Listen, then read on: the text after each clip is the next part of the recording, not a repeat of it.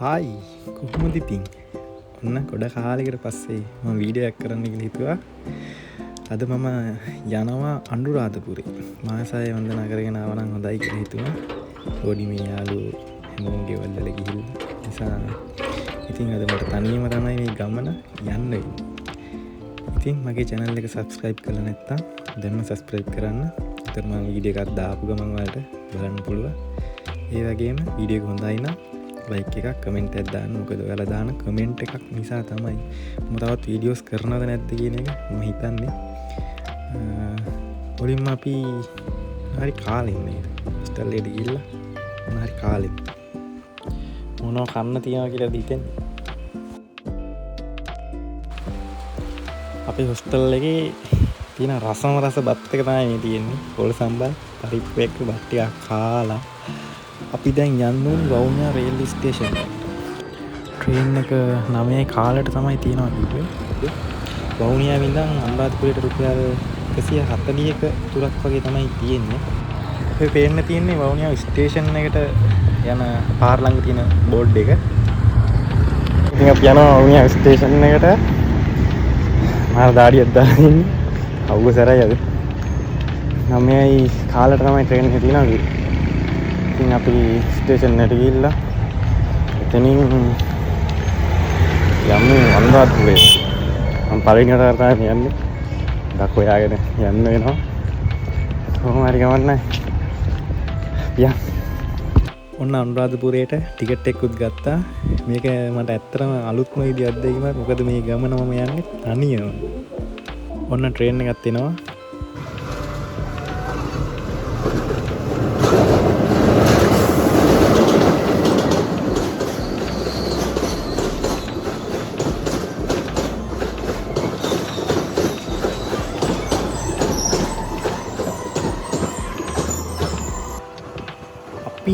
එහෙනම් ගමන පටන් ගමු. වවුනියාවේ හිටියට මමත් මුලින්ම අද තමයි හරියටම වවුනියා ස්ටේෂන් එක දැක්කේ. ඉතින් මේ පැත්තේ ඉන්න අයට පොඩි අයිඩියා එකක් ගන්න පුළුවන් මේක බලලා. අද සෙනග නම් එච්චර නෑ ට්‍රේන් එකේ. ඒ නිසා පී එකේ යන්න පුළුවන්. වවුනියා ස්ටේෂන් එකෙන් පස්සේ අපිට හම්බ වෙනවා ඊරට් පෙරියම්කුලම් ස්ටේෂන් එක. ඒකම ලස්සන අත්දැකීමක් මේක.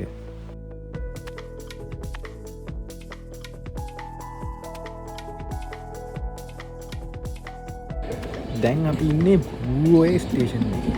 ඒකටම ලස්සනයි බූවේ. කියන්නේ ලස්සන පැත්තක්.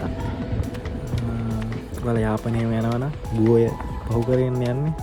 ඒ හරි තියෙනවා ලස්සන ප්ලේස් එකක්. ඒ වගේම ලස්සන තැනක් තියෙනවා නවතින්න හැම. ඉතින් ඔයාලා මේ පැත්තේ ආවොත් ඇවිල්ලා මේ ලස්සන බලලා යන්න. තමන්ගේ දේවල් තමන් තනියම කරගatti තමන් ගැන තියෙන ආත්ම විශ්වාසය වැඩි වෙනවා. ඒක කියන්න තේරෙන්නේ නැහැ. ඊට පස්සේ කවුරු හිටියත් එකයි නැතත් එකයි. තමන් කැමති දේවල් තමන් කරන්න ඕනේ. ඉතින් මම ගොඩක්ම ආස විදිහට දෙයක් තමයි මේ ඇවිදින එක.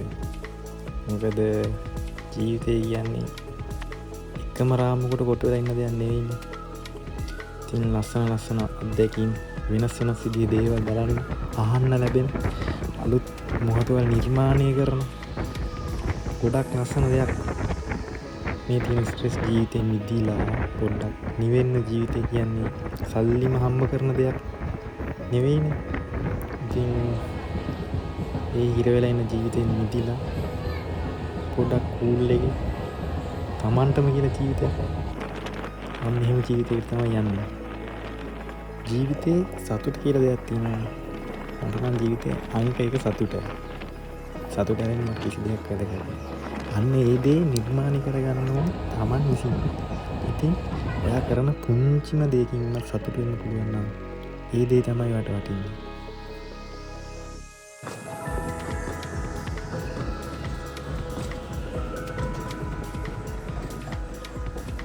දැන් අපි ඉන්නේ මැදවච්චි ස්ටේෂන් එකේ. ට්‍රේන් එක පොඩ්ඩි වෙලාවක් මෙතන නවත්තලා තියෙනවා.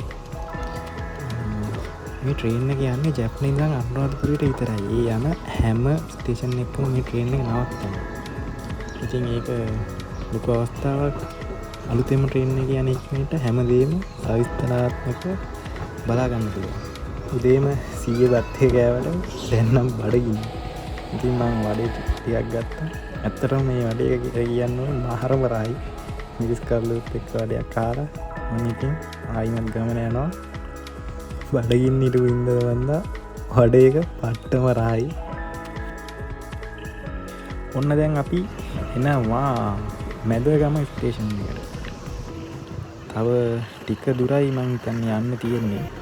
කොහොම හරි පැය එකමාරක වගේ ගමනක් මේක. අද ට්‍රේන් එකේ සෙනඟ සෑහෙන්න අඩුයි. ඒක නින්දා මට නිදහසේ යන්න පුළුවන් වුණා ගමන. ඒ වගේම වටපිටාව බලාගෙන ලස්සන කුඹුරේ ආයෙත් පහු කරා යන්න හම්බුන ගමන. ඉතින් දැන් අපි ඉන්නේ පරසන්ගහල ස්ටේෂන් එක. වලට පේනවා ඇති පරසන්ගහල. ඇත්තටම මේ පහු කරන ස්ටේෂන් ලස්සනට හදලා තියෙනවා. මාරම ලස්සන. ඔයාලත් ආව වෙලාවක යාපනයේ ඉන්න කලින් තරම් දුෂ්කර නෑ යාපනයේ ඇත්තටම දැන්. ලස්සනයි. මිනිස්සු ජීවිතේ විඳිනවා කියලා දෙයක් කරනවා නේද? ඒක එක මිනිස්සු අනුව වෙනස්. ඉතින් සමහර මිනිස්සුන්ට ලොකු දේවල් ඕනේ නැහැ ජීවිතේ විඳින්න. සමහර මිනිස්සුන්ට ලොකු දේවල් ඕනේ ජීවිතේ විඳින්න. ඉතින් හොඳම දේ තමයි Tamanට තියෙන විදිහ අනුව Taman සතුටු වෙන්න. ඒක ඇත්තටම ඉතින් අපිට කියලා කරන්න බැරි දෙයක්. ඒක Tamanගේ හිත තමයි දන්නේ. ඔන්න ඉතින් තියෙනවා අබේගිරි විහාරය. ගොඩක් පෞරාණික අබේගිරි විහාරය වලට පේනවා ඇති. දැන් අපි ඉන්නේ මිහින්තලේ හන්දිය. මිහින්තලේ හන්දිය කියන කවුරුත් දන්නේ නැති. ඉතින් රජරට කැම්පස් එකේ තියෙනවා මේ ළඟම. ඉතින් මෙතන ඉඳන් නම් අනුරාධපුරයට ගොඩක්ම ළඟයි. අපිට වගේ නෙමෙයි ඉතින් රජරට කැම්පස් එකේ අයට නිතරම අනුරාධපුරේ ඇවිල්ලා යන්න පුළුවන්. අපිට තමයි පොඩි දුරක් තියෙන්නේ. ඔන්න දැන් අපි අනුරාධපුරයට ආවා. ඔයාලට පේන්න තියෙනවා ඉස්සරහින් තියෙන අනුරාධපුර ස්ටේෂන් එක. ඉතින් මේ පින්වත් නගරයට ඔන්න අපි ආවා.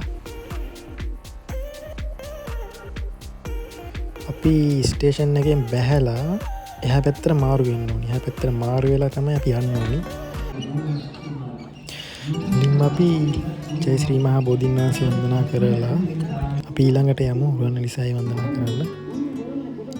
ඉතින් අපි තූපාරාමයටත් ගිහින් තූපාරාමෙත් වැඳ පුදාගෙන යමු. කොයි වෙලෙත් ඉතින් පින්වතුන්ගෙන් නම් අඩුවක් නැහැ. ඒක තමයි මේ පින් බීමක් කියන්නේ මේකට. ඔයාලට පුළුවන් වෙලාවක ඇවිල්ලා වැඳ පුදාගෙන යන්න. ඇත්තටම මේ දේවල් ජීවිතේට එකපාරක් හරි වැඳ පුදාගත යුතු දේවල්. අපි බෞද්ධ වශයෙන්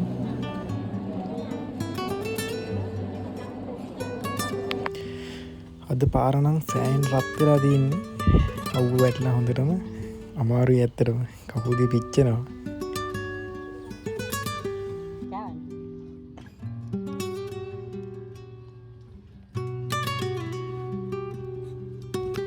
ඔන්න අපි දැන් ඉන්නේ අතිඋතුම් ද්‍රෝණයක් ධාතුන් වහන්සේලා වැඩ ඉන්න ඒ රුවන්වැලි මහා සෑරජුන් අභියස.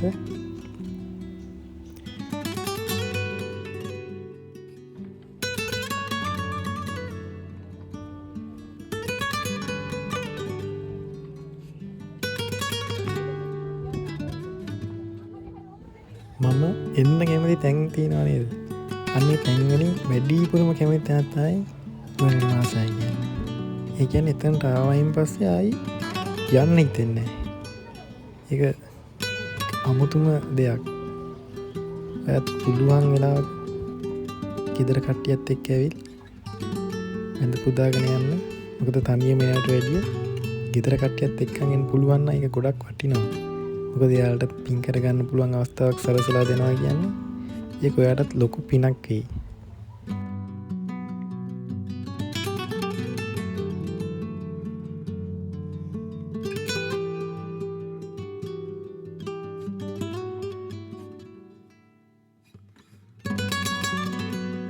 ඊළඟට අපි තූපාරාමයට. ඔය තියෙන්නේ තූපාරාම මහා සෑරජුන්. ඉතින් මම මේ දෙවෙනි වතාවට තමයි ථූපරාමය වන්දනා කරන්න ඉන්නේ. ඊට කලින් එක පාරක් ඇවිල්ලා තියෙනවා. එන්න ඉතින් අවස්ථාවක් ලැබෙන්නෙම නෑ. ඒත් ඉතින් අවස්ථාවක් ලැබුණු ගමන් ඇවිල්ලා වන්දනා කරන්න යනවා. අද මට අපේගිරිය වන්දනා කරන්න යන්න වෙන්නේ නෑ. මොකද මට ආපහු යන්න වෙනවා. ඒ තියෙන වෙලාවත් එක්ක යන්න අමාරුයි. මොකද මම උදේම ආවේ ආයි හවස් වෙන කලින් යන්න ඕනි. එහෙම නැතුව මට යන්න විදියක් නෑ. ඉතින් ඒකින්ද මම දැන් ආපහු අනුරාධපුර ස්ටේෂන් එකට ආවා. කෝච්චියක් එනකන් දැන් මම ස්ටේෂන් එකට වෙලා ඉන්නවා. ආපහු කෝච්චියක් 1 ගානකට තියෙනවා කියලා තමයි කිව්වේ. ඉතින් ටිකට් එකක් අරගෙන කෝච්චිය නැගලා ආපහු වවුනියා බලා මම යනවා.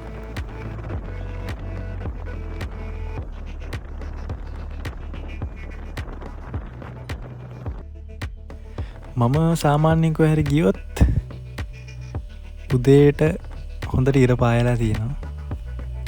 ගමන ගිහින් එන්න ලැහැත් වෙද්දී වැස්ස පටන් ගන්නවා. ඒක මාරම අත්දැකීමක්. මොකද පහින්න කලින් තියෙන දේශගුණේ වැස්සට පස්සේ තියෙන දේශගුණේ හාත්පසින්ම වෙනස්. ඉතින් ඒ ෆීලිං දෙකම එකපාර විඳින්න හම් වෙනවා කියන්නේ ඒකත් මාර දෙයක්.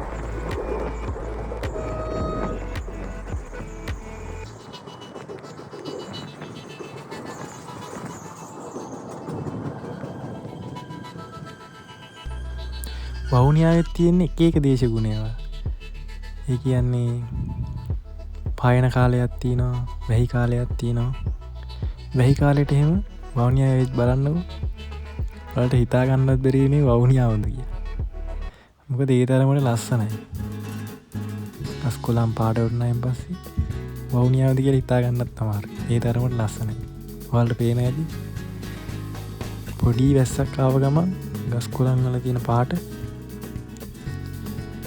ඒක නම් මාරයි. හිතට දැනෙන සහනේ කියන්න තේරෙන්නේ නැහැ. ඔන්න අපි වවුනියා ස්ටේෂන් එකට ආවා. දැන් ඉතින් ගමන ඉවර කරන්නත් වෙලාව ඇවිල්ලා. ඉතින් උදේ ගිහිල්ලා දැන් තමයි එන්නේ. මාත් එක්ක එකතු වෙලා ඉන්න හැමෝටම ගොඩක් ආදරෙයි. එහෙනම් තවත් දවසක තවත් ලස්සන වීඩියෝ එකකින් හමු වෙමු. එහෙනම් හැමෝටම ජය වේවා.